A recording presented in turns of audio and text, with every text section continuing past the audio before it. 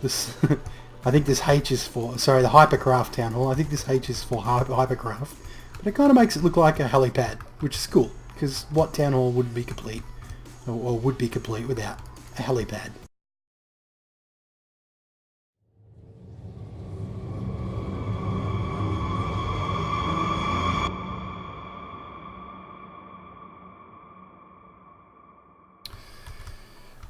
G'day fellow miners and welcome back to Hypercraft. This is episode number 16 in my survival multiplayer series brought to you from the Hypermine vanilla server. And today we have so much to catch up on. You might have noticed I haven't released a video in about a week and a half, I guess. My last video was...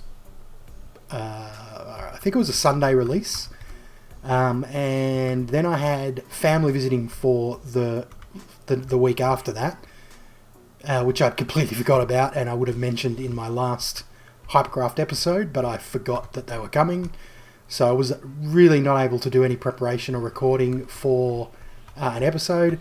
Then early this week, when I would have started preparing for an episode, and if you follow me on Twitter, you will have known that my computer had a hardware issue. My graphics card, my GTX 295, failed. And I tweeted it out, and a very, very, very good friend of mine, who is a long-time follower of mine, JD, the Aussie gamer, he mailed me a GTX 670, which he had spare. Which is like such a generous thing to do. It was an absolute lifesaver. I'm running it now. It's running beautifully. I'm going to put a link to his channel in the description, and I'll put it up on the screen, and I'll put an annotation up as well.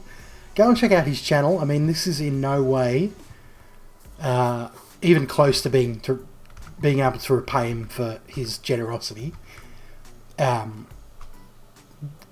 He's like a lifesaver. I mean, the card is even an upgrade for what I had before. So this is just the first thing I want to do to try and repay him for his generosity. Go over to his channel, watch his stuff. He does. He plays quite a few different games. He plays Civilization. He also plays a new game called Delver, which I've had a little bit of a go at. Which, if you're an older gamer, you might know.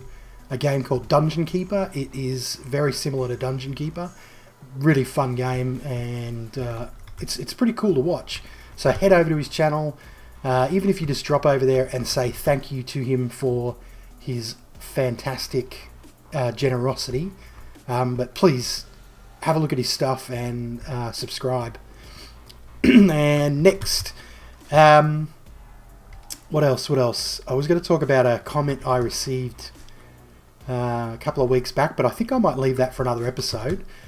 Today I want to talk about the server. The server is now in, if we press F3, you'll see it is in 1.7.2, so things have moved on since I have stopped recording. I have done a little bit of work to the base overall. You can see I've continued the path around. I've put in the stairways here and around here, and you will see that the portal is completely different, obviously with the custom portals in 1.7, but I've got these things. There's also, you'll notice, a new build over there in the corner, or on the other side opposite my storeroom. But we're first going to have a look at this fellow here. Oh, you'll notice I have some wither skeleton skulls up here. Somebody made I don't really want to show it, but somebody made an impromptu-ish wither skeleton farm in the nether, which is actually kind of effective. It didn't take me very long at all to get these 3 skulls. But this is what I want to show you, the portal. Now this portal is toggleable. So it will turn off and it will turn on. And I'm going to quickly show you the wiring. And we might take this bucket of lava out just so that it, see, if I'd have left it in there, it would have triggered the lava and there'd be lava everywhere out there.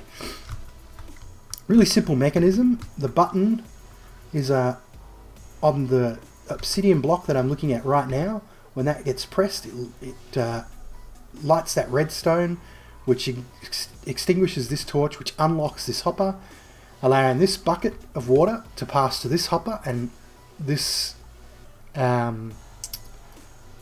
comparator to pulse this redstone to power this dispenser.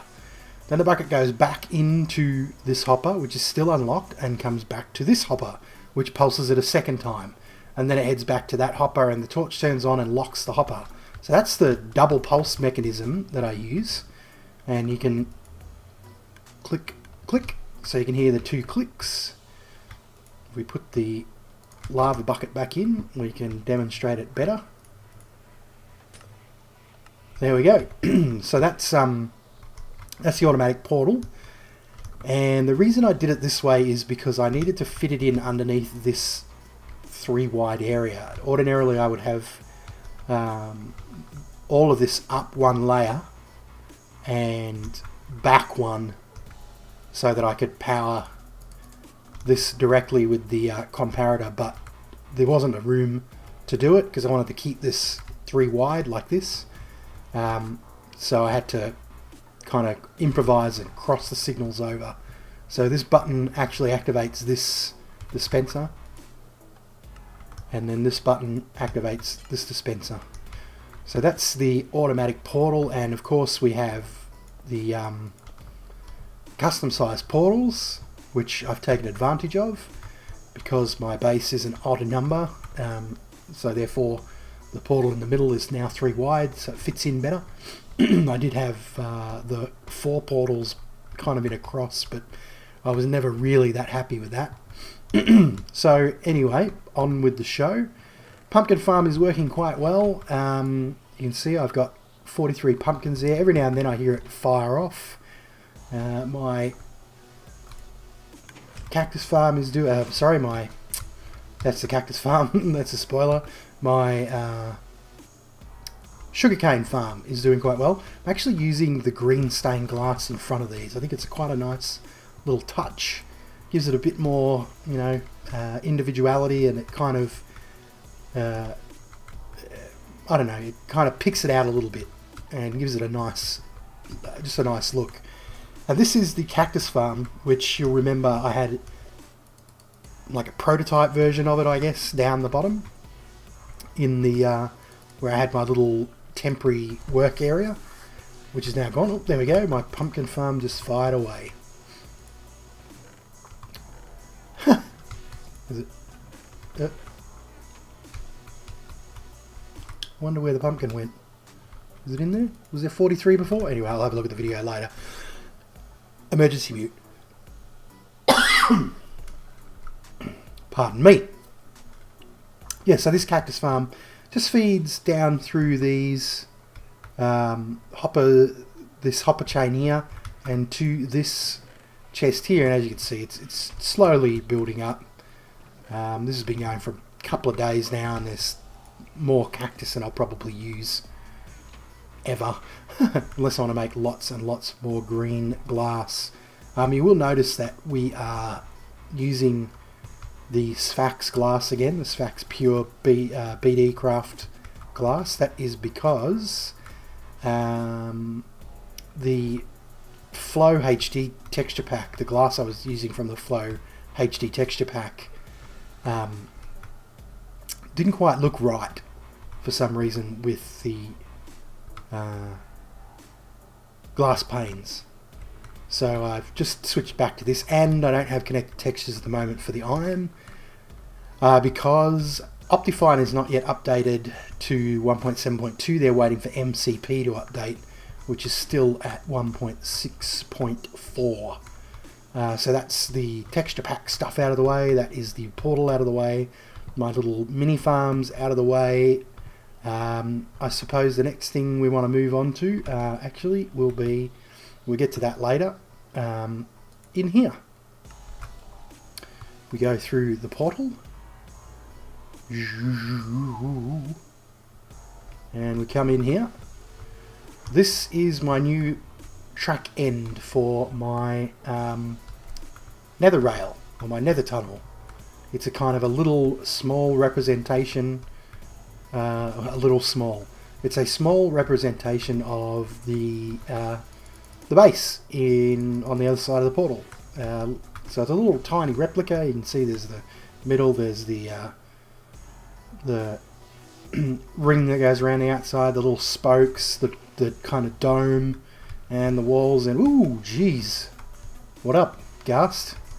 Yeah, so the glass walls, the grass, the coal borders, and the quartz to finish it off. And when I was building this, if you remember, there was netherrack all the way along here, and this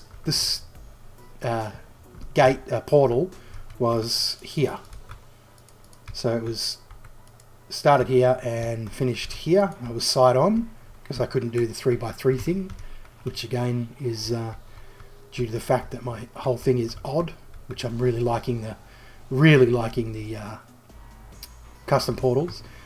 Yeah, when I was clearing this netherrack out, I discovered this little beauty hidden away in the netherrack wall. Now, it took me a little while to figure out or to find out who was the culprit, but Midnight Designer owned up to being the one who hid this chest in my netherrack wall. It was part of a prank that him and that dude Chaos were planning to perpetrate on me for my birthday, which was a couple of weeks ago. But I thwarted it by finding the stash before that dude Chaos had a chance to take it in and lay it around everywhere. So I'm not sure what I'm going to do with all this cake. I might leave it there for a little while and see what happens. Maybe I'll beat that dude Chaos to the punch. What up, big man? How you doing?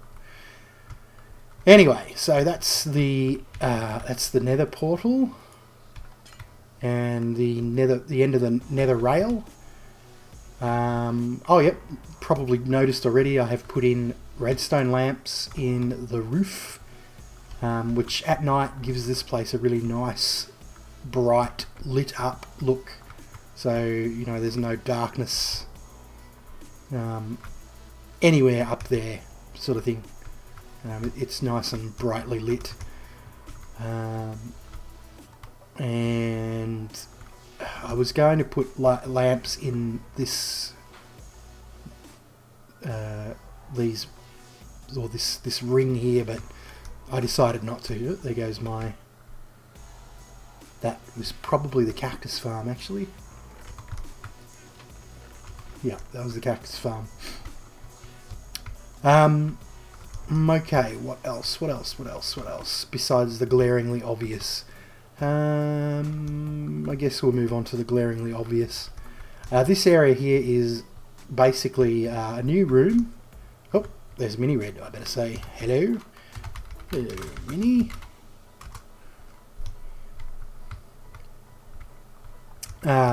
It is... This monstrosity is basically an auto smelter, and the way it works is we have 5 furnaces, and in front of the 5 furnaces are comparators, and the comparators lead to this redstone, which is 1, 2, 3, 4, 5, 6 long. And the idea behind that is that when all of these are full of fuel, when they have a full stack of fuel in the bottom, they will light up to this block here in redstone. So they'll send out a redstone strength, I don't know how to say it, a strength 5 redstone signal. So they'll come to here, because obviously this can travel up this half slab here up to this level, and yeah, so when they're full of fuel, the redstone is lit to here. So we might actually grab... I've got a bunch of blaze rods here from the blaze rod farm that was built by Midnight Designer. And for now, what I'm going to do is I'm going to take a chest. Just pick put these away, and I'm just going to pop a chest on top of... Oh, that didn't work. On top of there. And what I really want is I want a chest here, and a chest here. But I'm just going to put that chest there for now. And then what we will do is we will put our blaze rods. And there was one more little stack of blaze rods. We'll put our blaze rods in here. And what they're going to do is they're going to filter down into these hoppers, which will then filter down into these hoppers. And as you can see, all these hoppers, all 5 of these hoppers are filled, 4 slots are filled with water buckets. Now that's so that there's only ever going to be a stack of blaze rods in each of those hoppers, to save on, you know, having to fill. Oops, that was really poor parkour there, mainly because I haven't eaten. I was going to try and make the jump then while I was eating. Oh crap! Tick is on too. I better say hello to Tick. Hello, Tick. So yeah, basically that the buckets act as filters to stop more than one stack of blaze rods filling these hoppers.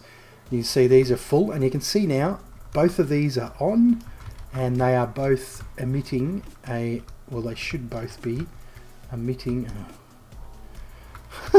let's go around at the back here. They should both be emitting a strength 5 redstone signal. Yeah, so you can see they're both coming to here, and they're not strong enough to push the next one along, because obviously of the way the redstone signal travels. Now, the importance of that is, and I know this is like such a long talky episode that you probably have tuned out by now, but I'm going to go on. I'm going to press on and continue to bore your pants off. Basically what that does is that allows these furnaces to only fill with 4 pieces of ore each. So if we get another chest and we get a hopper, I'm just going to put, so I want my ore chest here. Actually no, I want my ore chest here. So I'm gonna bring this out like, no, that's not gonna work, is it? Let's just, I think I will just put this on top of here for now. So we'll pop that on top of that fellow there.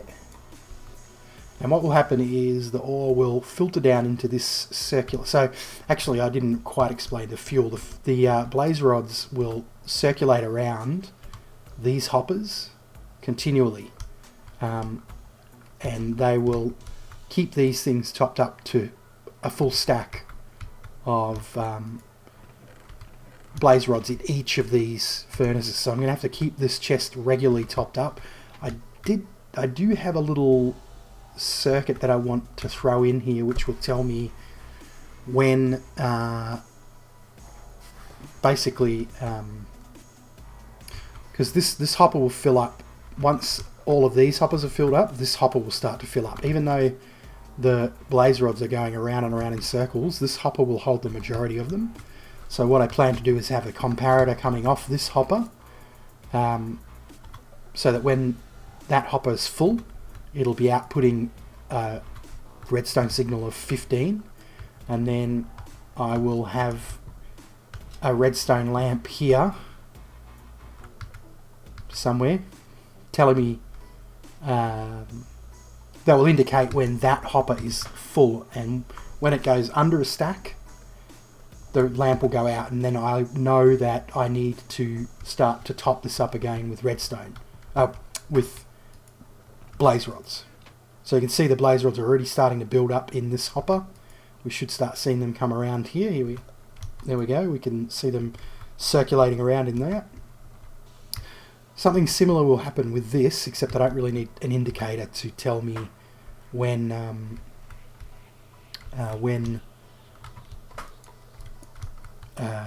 there's not enough ore, because that will just happen. It'll just empty, and because it's all going to end up in here.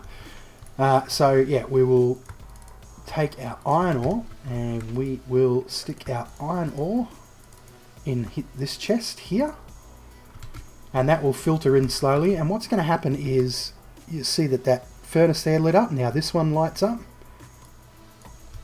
and then that one lights up, that one lights up, and that one lights up.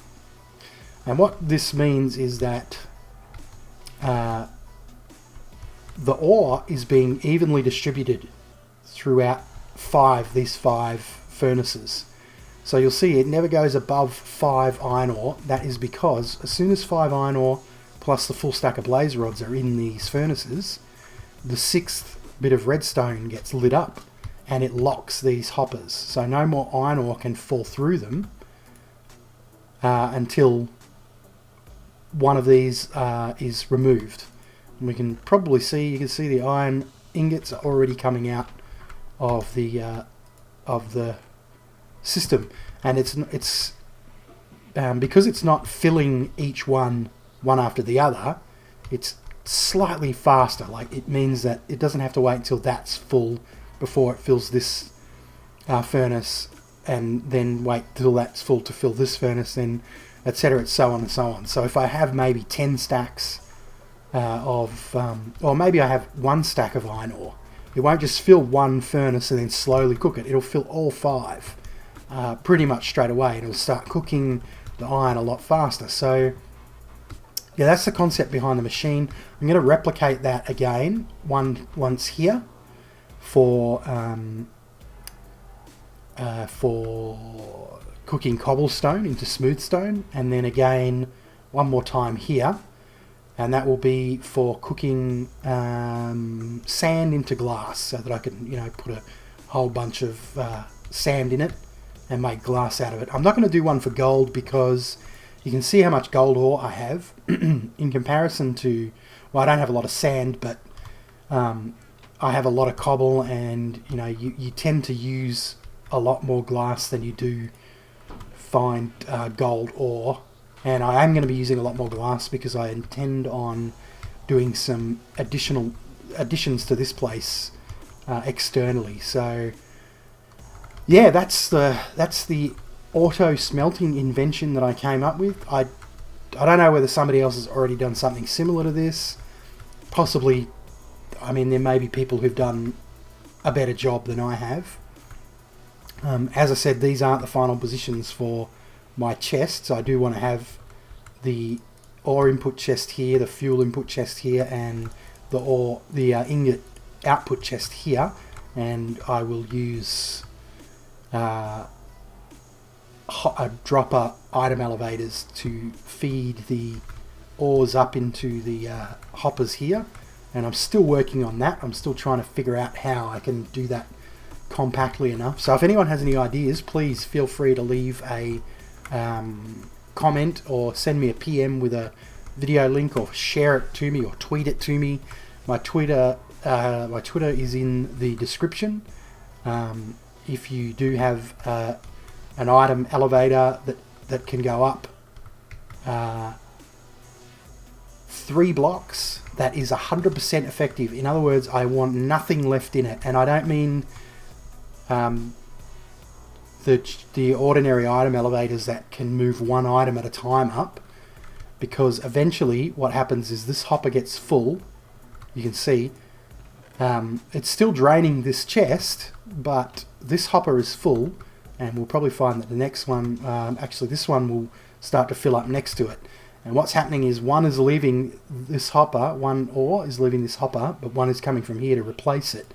So this will remain full. So normal item elevators will end up with a backlog in the top dropper, and I need to be able to clear that backlog once this hopper starts to empty. So that's a pretty important thing, and that's what I've been sort of wrestling with, trying to figure out how to get that to work and do it compactly. I can do it, but it's a huge circuit, and it's ugly and messy, and it'd end up going out through that wall and coming out here, and yeah, I don't want to have to deal with all that horrible mess. Similarly, I need to try and get, so that's got to go up 3 blocks. This one has to go up 2, and then I have to get the ores out of here and into a chest here. The ingots, and into a chest here. So there needs to be another item elevator. So you can see the sort of space I'm working with. It's tough. There's not a lot of room for wiring and so forth. But anyway, I'm going to continue playing around on my test server to see if I can do it. At the moment, this works fine as it is. As I said, I'm not going to leave it like this because it's a bit messy. But yeah, you can see that this has started to almost become full. This one is, yeah. As soon as this fills up, it'll start to back up onto this. And then, yeah, the item elevator will just not work properly. But yeah, so my pretty much automatic distributed smelting system. Automatic distributed smelting system adds. Anyway, that's pretty much it for this episode, guys. I had nothing else to show you. Again, I just want to reiterate, go over to JD's YouTube. The link is going to be in the description. Check his channel out. Leave him a like on some of his videos if you like them. You know, give a few of his videos a watch. Subscribe to him. Let him know that you know, he's a fantastic person for doing what he did. And that's it, guys. Thank you for watching. But most of all, keep on digging.